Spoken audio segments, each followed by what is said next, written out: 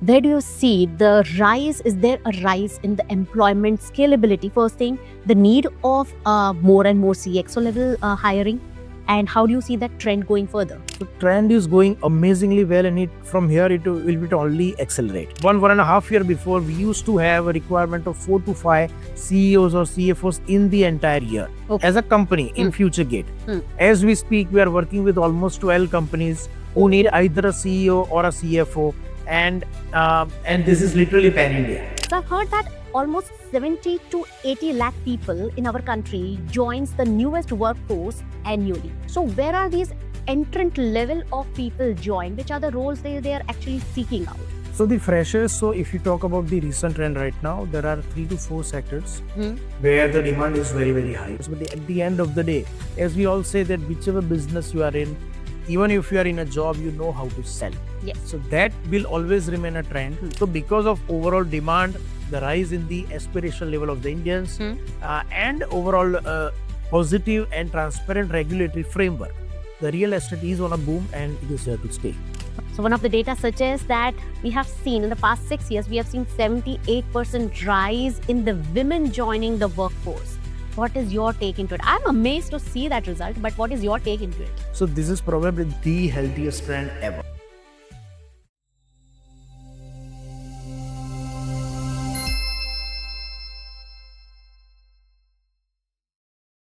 India is one of the fastest growing economy of the world. This we all know, but what we all don't know is India is one of the top countries of the world which is going to provide 2/3 of the total workforce that the world needs. Hello, my name is Ruchi Shah and welcome to Groath PodTalk. Today's PodTalk topic is going to be very interesting. We are talking about this workforce. We're talking about the trends in HR recruitment, especially starting from 2026 till 2030. And I have none other than Mr. Sachin Shah from FutureGate HR Solutions to cover up all my queries for this topic. Hi, Sachin. Welcome to Group. Hi, Ruchi. Thanks for having me. Sachin, I have been listening a lot about the employment, the trends, the newer trends since the Gen Z are coming. And I have certain questions which are very, very necessary for me to know now. So I've heard that almost 70 to 80 lakh people in our country joins the newest workforce annually. So where are these entrant level of people join? Which are the roles they are actually seeking out? So the freshers, so if you talk about the recent trend right now, there are 3 to 4 sectors where the demand is very, very high. Obviously, I mean, AI is the buzzword for now for everybody. So AI, within AI, the knowledge having the artificial intelligence and machine learning, these are very two prominent roles. Apart from that, as the economy is growing very fast, the need for the good experienced finance professionals is also extremely high. And third, always, which has always been the case, is the roles which are related to sales and marketing. So this is, I believe this is an evergreen field, classic field. Sales and marketing was prevalent 20, 25 years back, and it is still going to prevail. So what happens is sales and marketing, essentially, it depends upon your own personal skill, your convincing power, your overall grooming, and your communication skill as well. Now, 10 years before, probably there may be different sectors. Okay. Now there may be different sectors, but at the end of the day, as we all say, that whichever business you are in, even if you are in a job, you know how to sell. Yes. So that will always remain a trend, and that is exactly the case right now also. So while you rightly mentioned that now the sectors have changed, so which are the sectors which are seeing the highest spike in the demand for job? So if I say in Indian context, there are 3 sectors which has come up really well in last couple of years. Number 1 is overall manufacturing. Within that overall basket, energy and power consumption. Now, Okay. this is one sector where there is massive demand, especially in terms of renewable energy. So within renewable, like we have solar, we have wind, we have a hybrid, which is a combination of solar and wind. Thermal has already came back after a small pause. Now there's a pump hydro storage, there is hydropower, there is green hydrogen where India wants to become a leader. So the power basket, the energy basket, manufacturing as an overall umbrella, within that energy and within that renewable has played a big role. So this is number one. Second, India always wanted to be an exporter of defense equipment, and it has traditionally been over a year, over decades, it has always been an importer. Now, once we become exporter from importer, it will save our foreign exchange also. So again, the government of India has a great vision that India needs to be a net defense product exporter by 2030. Okay. And to the best of our surprise and pride for all the Indians, now we have started the defense deals with the foreign countries. Traditionally, we used to buy the defense equipment from them, now are exporting them also. So it's a combination of make in India, so first you produce the defense equipment in India and then eventually you export. So defense is the second sector. And as I said, when any economy in the world grows, eventually the finance is the backbone of the country. So within that, and as you know that I have the background of being a chartered accountant, a qualified CA. So I know that within CA also now there are almost 15 to 20 kind of profiles where CAs are relevant. Oh, okay. So earlier it used to be an audit or a direct tax or indirect tax. Now there is merchant banking also, investment banking also. They are within the insurance, they are actuarial also who does the valuation. There are a lot of M&A opportunities. There are a lot of regulatory aspect also. So the demand is absolutely endless, and so is the supply because of the rise of the economy. Fantastic. So we have already covered the sectors as well. Yeah. What about the real estate sector? Because I personally see there is quite a boom into real estate segment and a lot of job opportunities are seen there. So real estate has actually come up in a very, very big way. So we all of us, we are sitting in Ahmedabad, Gujarat, one of the fastest growing city. In India, you know, we already have bid for the Commonwealth Games and then we have already won some of the projects also. The real estate in general, and especially after the implementation of RERA, one of the important, so one is obviously the demand side where the overall, when the economy grows, the need for good houses, the need for good offices go. So that is on the demand side. But even on the regulatory side, once the RERA comes into the picture a few years before, even the level of transparency has increased tremendously. The level of accountability on the part of developers, level of accountability on the part of developers to use the money also. So earlier it used to go directly to the developer, now it goes to the escrow account. So the purpose of using that money is well defined. You cannot, you get the money for construction, use somewhere else. So because of overall demand, the rise in the aspiration level of the Indians, and overall positive and transparent regulatory framework, the real estate is on a boom and it is here to stay. Okay.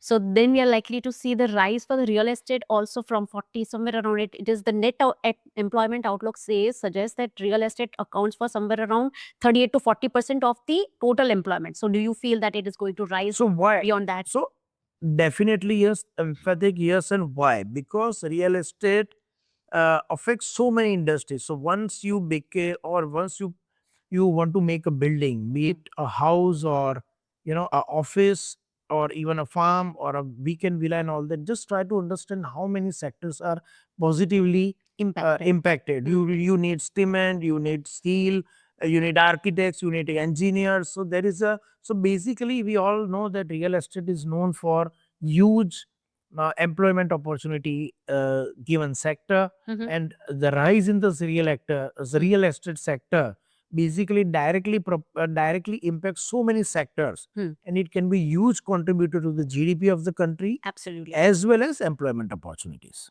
True that. So Sachin, we have talked about the new entrance level. Now I wish to cover your expertise now, which is CXO levels. Where do you see the rise? Is there a rise in the employment scalability? First thing, the need of more and more CXO level hiring, and how do you see that trend going further? So trend is going amazingly well, and it from here it will only accelerate.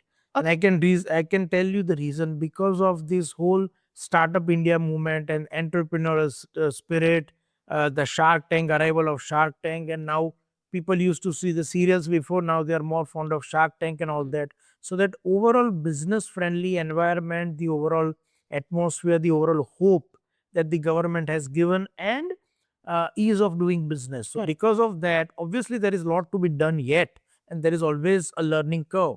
But overall, the entrepreneurial spirit in the young generation, mainly in the Gen Zs and all that, the spirit is very much alive, kicking, and growing.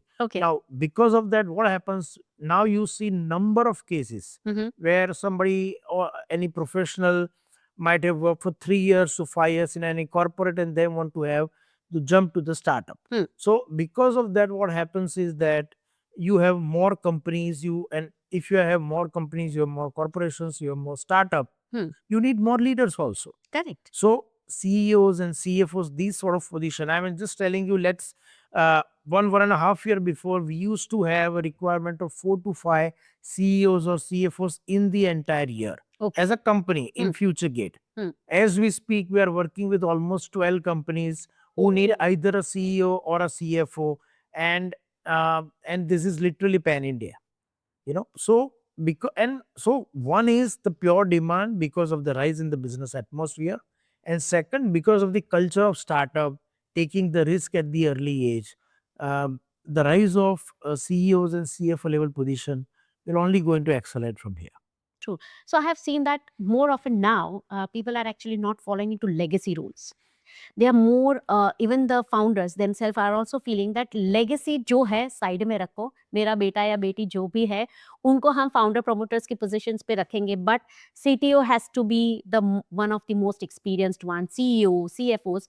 They want them to come on the board who have professionally so much of rich in experience. So I will call it a natural progression of a country. So what happens is, when a country grows, GDP grows, opportunity grows, businesses also expand. True. Now, when businesses expand, they become more transparent. They need leaders who have spent 10, 15, 20 years in that particular industry.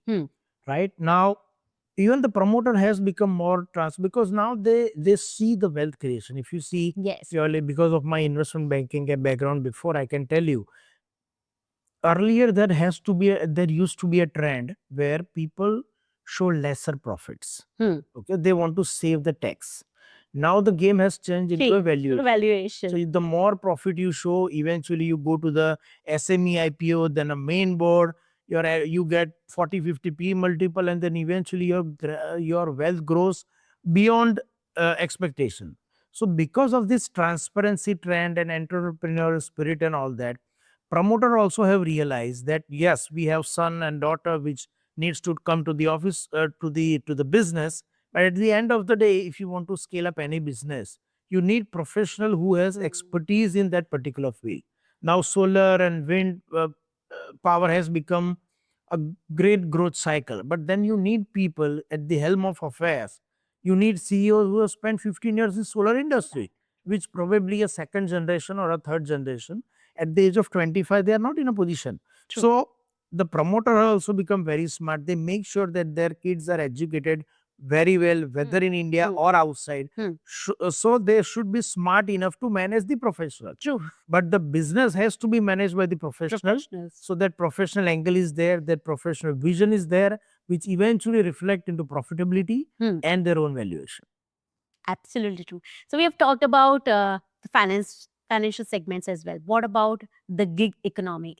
I am seeing the rise in demands for freelancers, even the creative sides. So where do you see, is this gig economy, where one of the data suggests that 2023-24 had 1 lakh workers in the gig economy of India, and it is expected to double, more than double by 2029-30. Do you think this is sustainable? So what happens is, we call it a gig economy where they work alone. Let's take an example of some video editor who started working alone on a freelancing basis with 3 to 4 companies. Now this from 4 companies, let's assume that it goes to 40 companies. Then what will do? He will hire more video editors as well. Eventually he will become an entrepreneur. And eventually he will start producing jobs as well. This is exactly what India wants.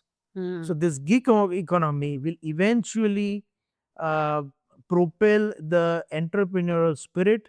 It will create more entrepreneurs, it will create more jobs, and it's a win-win.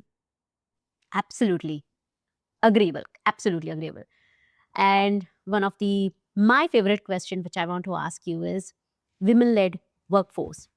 So, one of the data suggests that we have seen in the past 6 years, we have seen 78% rise in the women joining the workforce. What is your take into it? I'm amazed to see that result, but what is your take into it? So this is probably the healthiest trend ever. Lovely to know that. The healthiest trend ever. And I can quote about my own company. My recruitment company, Future Get HR Solution, is started with my wife, and even today we have a workforce of 18 employees right now. Out of them, 12 are female employees only. All right. So we are literally riding that wave. And I can tell you, on the basis of our last 7.5 years of overall experience, women are by far the best multitasker. There is no question about it. There is no debate on that. So they are great multitaskers. What they want, especially the female employees, is they just need two things. They want, one, a very safe environment, number one, and they need to be assured that they will be paid on a timely basis. Okay. They are not as concerned about the growth and very ambitious target and all that as compared to their male counterpart. They are goal oriented, they are ambitious, no question about it. But if you take care of these two things, the very safe and stable environment in the company, and they need to be paid properly, transparently, and at par with the male counterparts purely on the basis of merit. Our experience, our data, and our overall experience suggests that the stability factor which is there in the female employees is far better than the male counterparts. They stay more loyal. Thank you so much, Sachin. We had a very detailed round of questions. Now I would like to shoot you with rapid fire round. Sure. So in a rapid fire round, what we generally do is I'll ask you a question, but you are expected to answer very, very quickly. So somewhere around 5-7 seconds or maximum 10 seconds for a question. Sure. All right. So we begin with average entry level pay scale. So it depends upon the region as well, in which if you are in a metro city, it can be different. But in Ahmedabad, let's say 20 to 30K should be the entry level this thing. Okay. All right. For a fresher. Of course. One must have soft skill that plays a major role in cracking an interview. No matter what you do in life, a good communication skill, that is absolute must. Oh, yes. 3 must-haves to get your CV shortlisted. So these three things can be, one of the most important thing is your proper and accurate education criteria, education background Okay. is very important. Second, the relevancy with respect to the job description. So you have to use those important keywords which are very specific to that particular role. And third, to give your overall perspective about your overall personality, any achievement other than your main profile. Okay. So if you have, let's say, won an elocution competition or some sport and all that, which gives you the overall idea to the employer about your overall personality. So these three things are very important. Must have. All right. 2 factors that candidates focus on before taking up a job. Especially in the Gen Z era, the number one criteria is cultural fit. So the culture of the organization, most important thing. And second, the clarity or the vision of the promoter. The clearer it will be, they will be absolutely assured that we are in the safe hands. All right. Okay. Which jobs have average salary of 10 lakhs per annum in India? So as I said, as per the latest trend, obviously anything which is related to AI, so data science, data analytics, these roles are in extreme demand, number one. Number two, as I said, as the economy grows, the senior level finance professional, the CXO level, very high demand. And third, I think any technical side expert in the engineering field where they have a very specific knowledge about any of the manufacturing side. Okay. All right. So this is the question very likely to be heard by CAs and CFAs. Are CAs in more demand or CFAs? So all are in great demand, of course, expert in terms of valuation, in terms of company, in terms of activities which are related to the stock market or equity market and all that. So they have a specific role for 2 to 3 sort of roles. In case of a CA can be an auditor and a direct tax consultant, indirect tax consultant, M&A consultant, transfer pricing consultant and all that. So because of, and obviously the course of CA and everything is there in India for almost last 60 odd years, and CF is comparatively newer thing, for last 15 to 20 years. So because of that, CAs. Okay. And one last question. As a millennial yourself, your one suggestion to all Gen Zs.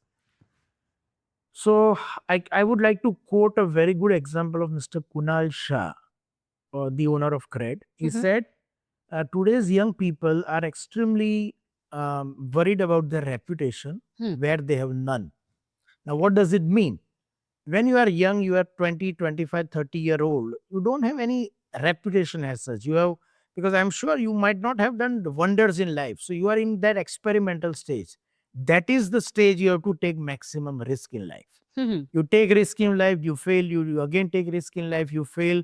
But by the time you are 30, you are absolutely pro. And probably if you have taken a lot of risk before 30, the chances of you becoming a successful entrepreneur or a business tycoon are significantly higher. So take risk. That is Take the risk. thing.